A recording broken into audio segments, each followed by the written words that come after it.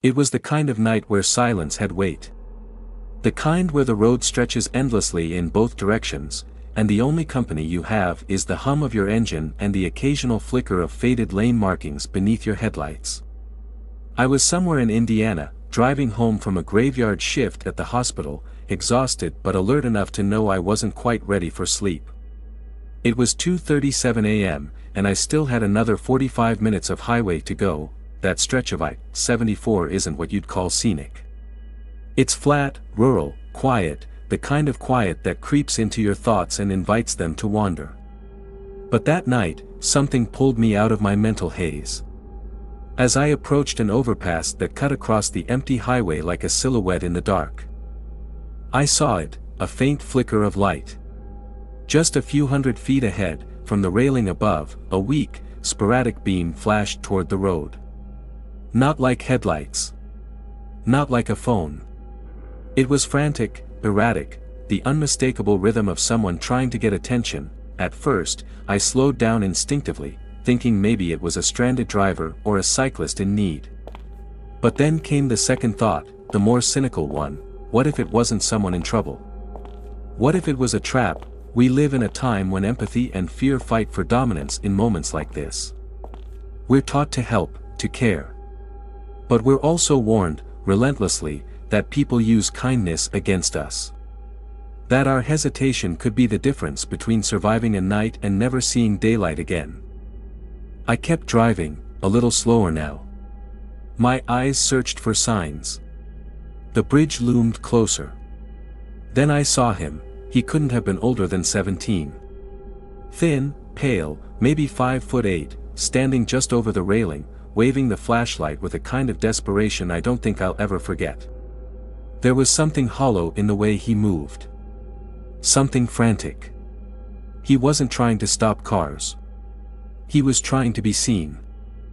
Against my better judgment, or maybe because of it, I pulled over. I left the engine running. Kept the doors locked.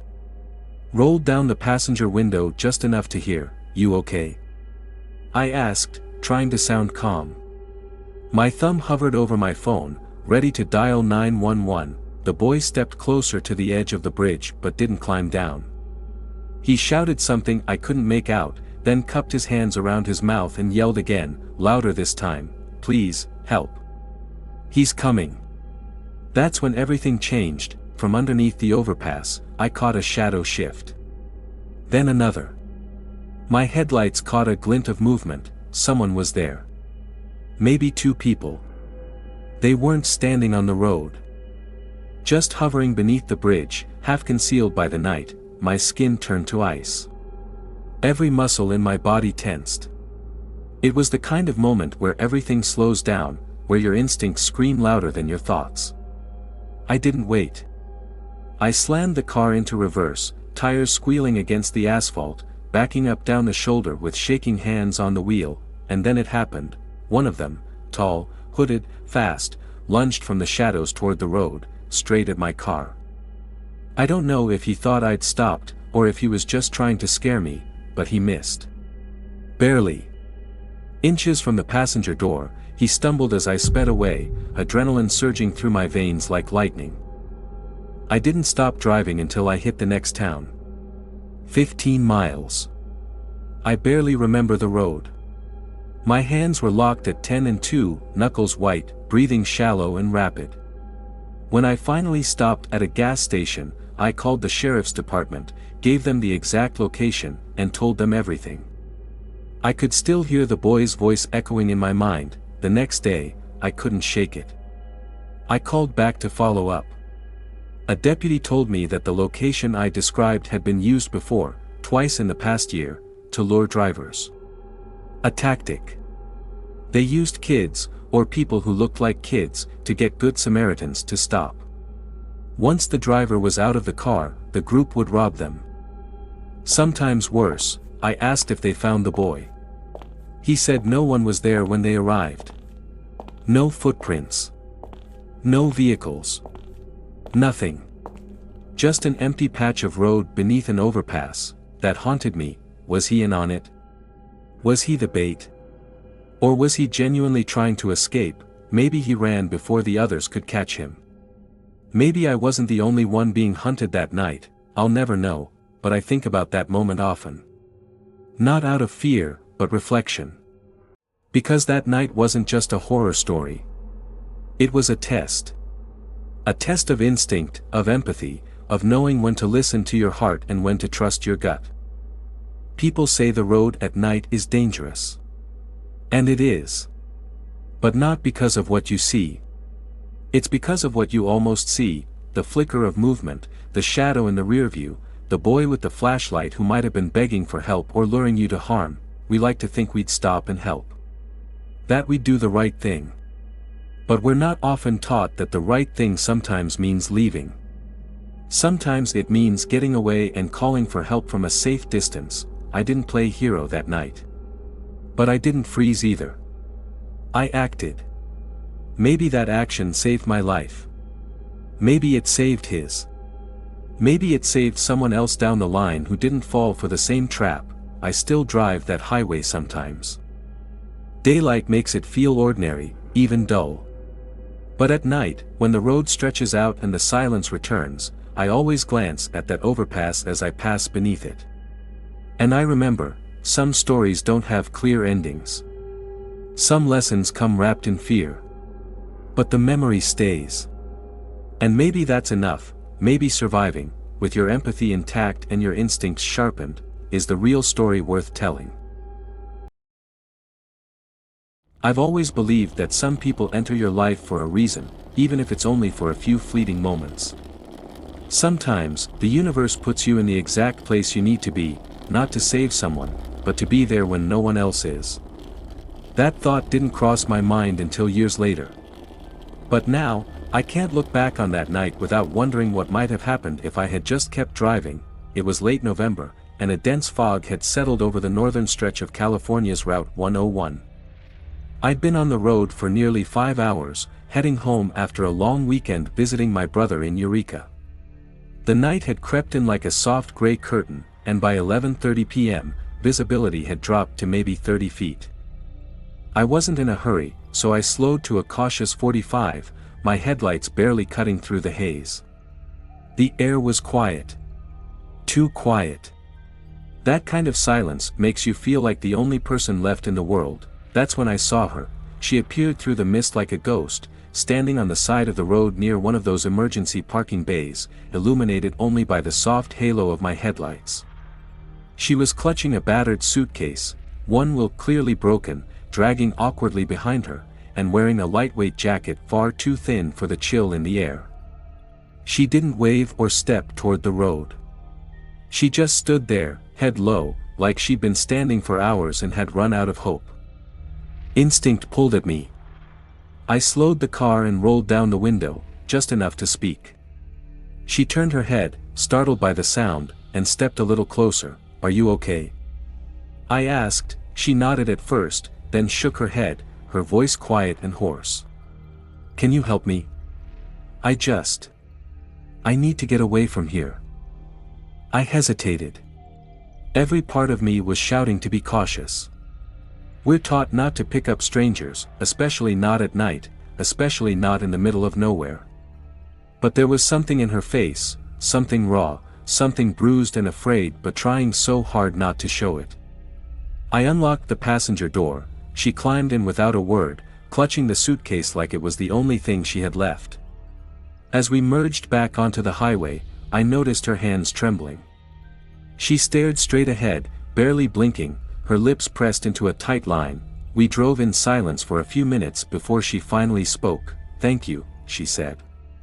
I didn't think anyone would stop. I nodded, unsure of what to say. I didn't want to pry, but her presence carried a weight, like she was trying to stay afloat in deep water. "I was at the rest stop," she continued. "With my ex. He said he wanted to talk. Said he missed me." Her voice cracked on the last word, and she looked away, out the window, into the fog. I should have known better. He got angry when I didn't say what he wanted to hear. He started yelling. Pushed me. Took my phone and drove off. I didn't interrupt. just listened, letting the sound of the road fill the silence. When her words faltered, I walked for maybe 2 miles before I got tired. I thought maybe if I stood there long enough, someone kind would stop. Someone who didn't look like him. She glanced at me then, a nervous flick of her eyes. I could see the doubt in her expression, like she was still afraid I might turn out to be another monster in a new disguise. That kind of fear doesn't leave you easily. Where are you headed? I asked gently. My sister's, she replied. She lives down in Santa Rosa. She said I could stay for a while. Start over. We were already halfway there, so I told her I'd take her all the way, no matter how late it got. She didn't say anything for a moment. Then she whispered, "Thank you," like she'd never said those words and meant them so deeply before. The rest of the drive passed in a kind of quiet understanding. I didn't need her full story. I didn't need names, or the exact version of what happened. What mattered was that she was safe now, and someone had shown up when she needed it most. When we reached her sister's street, she gave me directions to a small house tucked behind a row of eucalyptus trees. The porch light was on, casting a warm glow on the fog-washed steps. Before she got out, she paused and turned toward me. "I don't know what would have happened if you hadn't stopped," she said. I felt invisible out there. "You're not," I told her. "You're not invisible." She stepped out, dragging the broken suitcase behind her. As she reached the porch, the door opened and a woman rushed out, arms wide, pulling her into a tight embrace. I watched from the car, quietly, something swelling in my chest, not pride exactly, but something softer. Something like gratitude, or hope. I never learned her name. Never saw her again. But I think about her sometimes when I'm on the road late at night. When the fog creeps in and the world feels empty, that night reminded me that not all horror stories are about violence or blood. Some are about the silence that follows. The fear of being alone when you most need someone to see you. The desperation to escape something that once felt like love but became a prison. But it also reminded me of something else, that sometimes, the smallest kindness can make all the difference. That a single moment of empathy can pull someone out of the dark. We all carry our own broken suitcases. Some more visible than others. But every now and then, the road brings two people together, not by accident, but by quiet design. And in that moment, for just a few miles, we get to be the person someone else desperately needs. That, I believe, is what truly makes us human. There's something about long stretches of American highway that makes the mind wander. Maybe it's the hypnotic rhythm of the white lines ticking by, or the way the night stretches out so far in every direction that you start to feel untethered, like time and space begin to blur. I never used to fear the road. I used to find peace in its solitude. That was before New Mexico. It was 2017, and I was moving from Colorado Springs to Phoenix after accepting a new job. I had packed my life into a rented trailer hitched to the back of my Jeep, boxes, a mattress, a few guitars, and an old toolbox that had belonged to my grandfather. I was excited. Nervous, but excited. A new city, a fresh start. I left late in the day, later than I should have, figuring I could drive a few hours into the night, sleep somewhere quiet, and finish the drive in the morning. By the time I crossed into New Mexico, the sun had already disappeared. The desert sky was moonless, and the highway ahead felt endless. It was just me, the headlights, and the road. No towns for miles, no gas stations lit up in the dark. Just shadows and the red glow of my own taillights bouncing off the trailer behind me. It was sometime after midnight when I first noticed it, a truck. Far behind me. No headlights, just the outline of a big rig, blacked out except for two dim, amber parking lights. It didn't seem to be gaining on me. Just, there. Hanging back. I checked my mirrors again. Still there. No noise, no movement. Just a vague silhouette rolling along the blacktop. At first, I didn't think much of it. Maybe a trucker cruising low visibility. Maybe his headlights were dim or broken. But something about it didn't sit right with me. It was too quiet. I couldn't even see the reflection of my lights on its front grille. It was like it swallowed the light instead of reflecting it. I sped up slightly. The trailer behind me groaned, but I kept a steady pace. 5 minutes passed. I checked the mirror. The truck was still there. Same distance. Same glow. Unchanging, I changed lanes. So did the truck. I slowed to let it pass. It slowed too. Now I was uneasy. I rolled the window down slightly, listening for an engine, a rumble, anything. There was nothing, only the sound of the wind and my own tires gripping the road. I turned the radio off to focus. Silence. That kind of silence that presses on your chest like a warning. I tried to shake it off. Maybe it was just a coincidence. Maybe I was just tired. But when I took an exit toward a rest stop, hoping to get some space, the truck didn't pass me. It vanished. I mean that literally. I pulled into the rest area, a wide gravel lot with a single street lamp flickering overhead. I parked, stepped out, walked around to stretch my legs and breathe. But when I looked back toward the highway, there was nothing. No truck. No sound. No sign it had ever been there. I waited. 5 minutes. 10.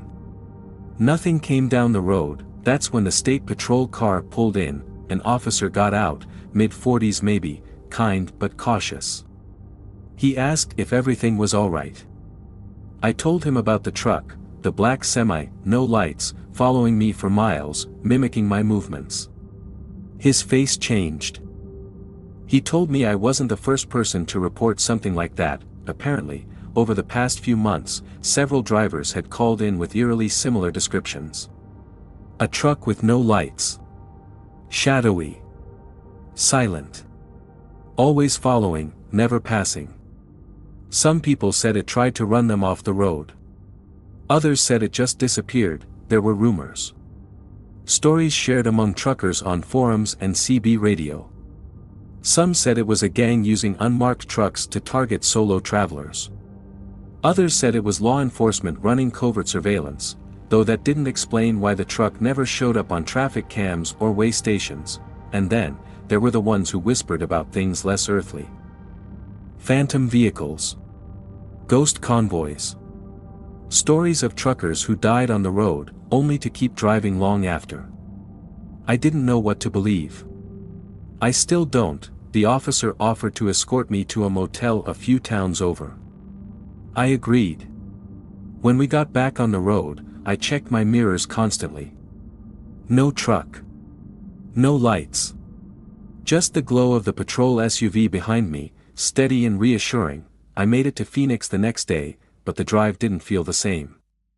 I kept checking my rearview, waiting for those dim lights to appear. They never did. But sometimes, even now, when I'm driving late at night on long, empty highways, I catch myself glancing back. And every once in a while, I swear I see a shadow that disappears too quickly. A shape just outside the edge of my taillights. Maybe it was real. Maybe it was a trick of exhaustion and paranoia. But I know what I saw. Or at least, I know what I felt. There's a kind of fear that doesn't come from violence or threats. It comes from uncertainty, from not knowing if the thing behind you is man or machine or memory.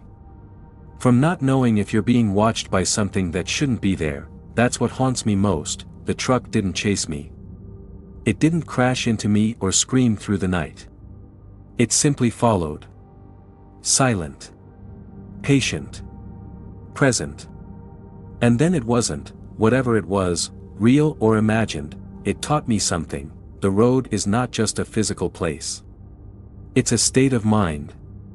When you're alone out there, in the dark, you meet more than just strangers. You meet the parts of yourself you forget in the light. Your fears. Your doubts. Your instincts, and sometimes, something else watches too. Not everything that haunts the road wears a face. Not every threat has headlights, some of them are just there, in the shadows, waiting for you to notice. It happened years ago, but even now, I still think about that night when the road failed me, but a stranger didn't. I was 21 and finally old enough to feel like I had some kind of control over my life. I had just finished college and decided, somewhat impulsively, to move across the country and start fresh. Everything I owned was crammed into the back of my sedan: duffel bags, books, a few childhood keepsakes, and a beat-up coffee machine that I stubbornly refused to leave behind. The plan was simple: drive straight through from my hometown in Kansas to a new apartment waiting for me in Flagstaff, Arizona. I figured I'd stop somewhere along the way, sleep in the car if I had to. I didn't mind solitude. In fact, I was craving it. I took the back roads through Oklahoma to avoid the monotony of the interstate. There was something peaceful about driving through the wide, open plains under a sky scattered with stars. The windows down, music low, and the sense that, at least for that stretch of time, I was completely untethered. Everything was going fine until sometime after midnight. I was in the middle of nowhere, no towns for miles, not even a gas station or a glowing sign in the distance. The sky had clouded over, and the road ahead was swallowed by a darkness that my headlights could barely touch. That's when it happened. A sudden flicker on my dashboard. Then another. And just like that, my car went dark.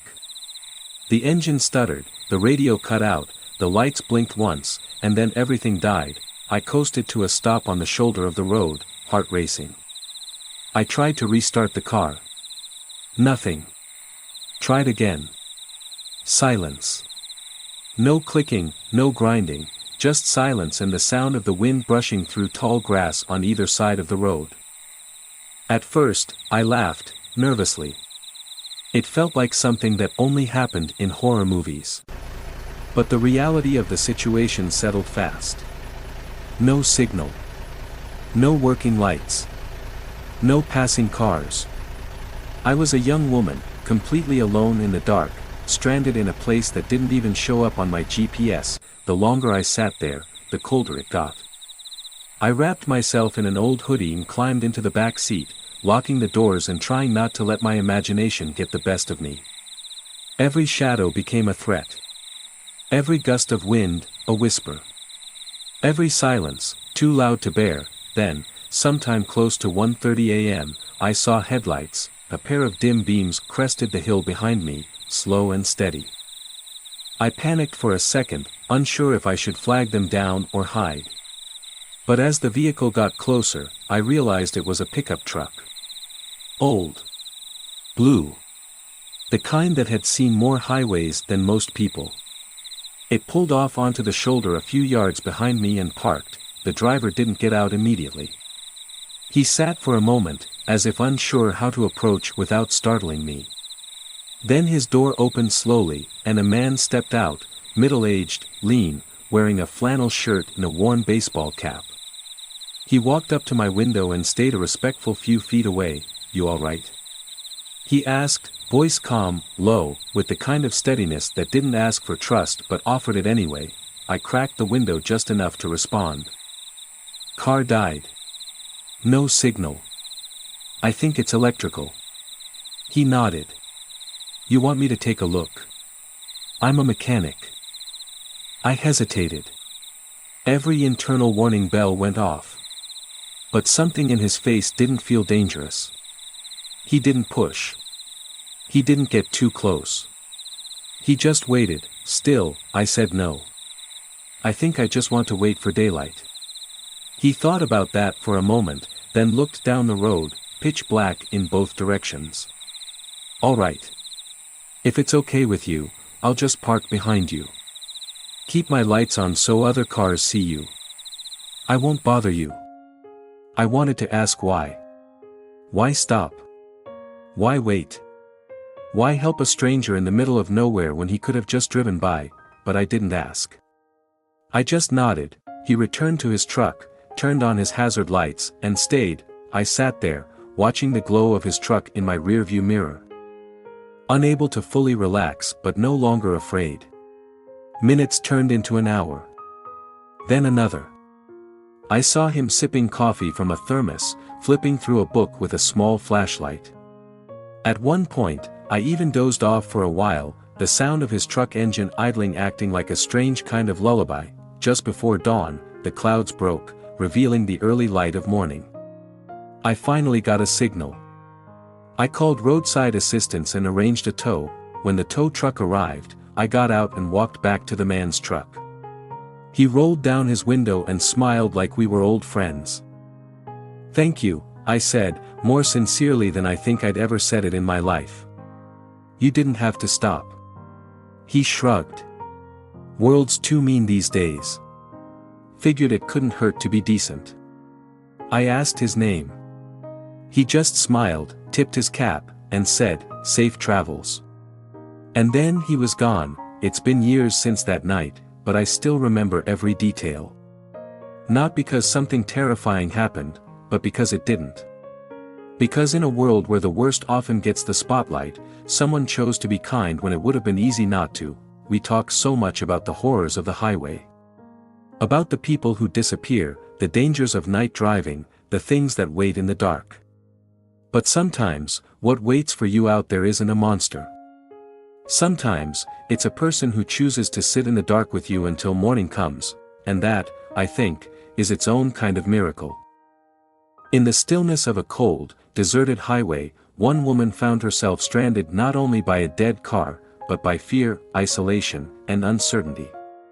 What she didn't expect was a stranger, not a threat, not a savior, but simply a decent person, who chose to sit in the dark with her until morning. Sometimes the most powerful stories don't involve danger or rescue, but the quiet presence of someone who shows up, asks nothing, and leaves without applause. In a world often defined by fear and mistrust, this story reminds us that kindness still exists, and it can show up in the most unexpected places. The lesson is simple but profound. Never underestimate the impact of small acts of goodness, especially in someone's darkest hour.